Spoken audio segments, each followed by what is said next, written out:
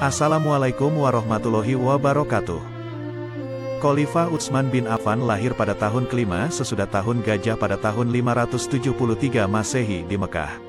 Ia memeluk Islam karena ajakan Sayyidina Abu Bakar As-Siddiq, dan menjadi salah seorang sahabat dekat Nabi Muhammad SAW. Menurut riwayat, ia sangat kaya tetapi berlaku sederhana, dan sebagian besar kekayaannya digunakan untuk kepentingan Islam. Serta Khalifah Utsman bin Affan radhiyallahu anhu mendapatkan julukan Dzunnur Ain, artinya yang memiliki dua cahaya karena menikahi dua putri Nabi Muhammad SAW secara berurutan setelah yang satu meninggal.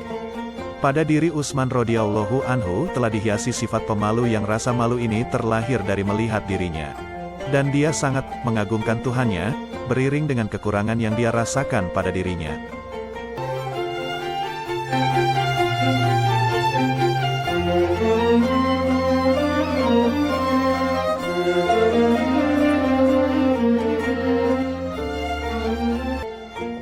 Penyebaran Islam bertambah luas dan para qori pun tersebar di berbagai daerah. Sehingga perbedaan bacaan pun terjadi yang diakibatkan berbedanya qiraat dari qori yang sampai pada mereka.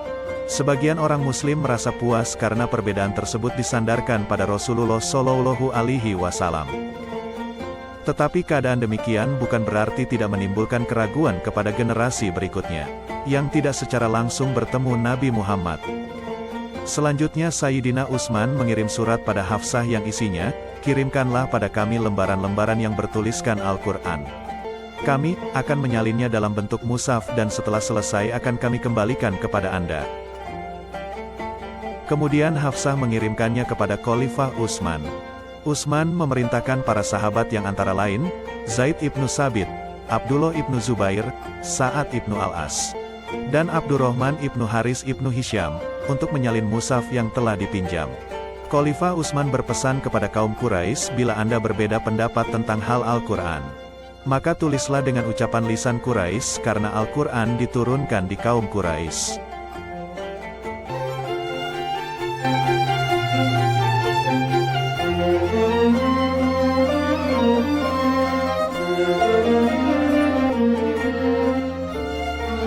Setelah mereka menyalin ke dalam beberapa mushaf, Khalifah Utsman mengembalikan lembaran mushaf asli kepada Hafsah.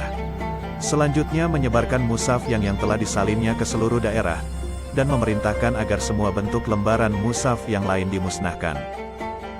Al-Mushaf ditulis 5 buah, 4 buah dikirimkan ke daerah-daerah Islam, supaya disalin kembali dan supaya jadi pedoman. 1 buah disimpan di Madinah untuk Khalifah Utsman radhiyallahu anhu sendiri. Dan mushaf ini disebut Mushaf Al-Imam, serta dikenal dengan Mushaf Utsmani. Pengumpulan mushaf ini merupakan salah satu langkah strategis yang dilakukan Khalifah Utsman bin Affan radhiyallahu anhu, yakni dengan meneruskan jejak khalifah pendahulunya untuk menyusun dan mengkodifikasikan ayat-ayat Al-Quran dalam sebuah mushaf. Karena selama pemerintahan Utsman, banyak sekali bacaan dan versi Al-Quran di berbagai wilayah kekuasaan Islam, yang disesuaikan dengan bahasa daerah masing-masing. Dengan dibantu oleh Zaid bin Tsabit radhiyallahu anhu, dan sahabat-sahabat yang lain, Khalifah berusaha menghimpun kembali ayat-ayat Al-Quran yang autentik berdasarkan salinan kitab suci yang terdapat pada Sayyidah Hafsah, salah seorang istri Nabi, yang telah dicek kembali oleh para ahli dan hufaz dari berbagai kabilah yang sebelumnya telah dikumpulkan. Demikianlah kisah tentang Utsman bin Affan radhiyallahu anhu. Diangkatnya menjadi khalifah yang ketiga setelah Khalifah Umar bin Khattab, serta masa-masa kejayaan dalam pemerintahannya seperti perluasan wilayah kekuasaan, kodifikasi Al-Quran yang disebut Mushaf Utsmani, serta dibentuknya armada laut yang pertama dalam sejarah umat Islam.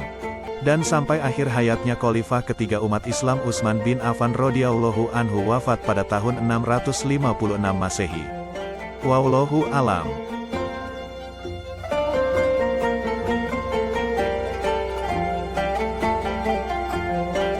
Wassalamualaikum warahmatullahi wabarakatuh.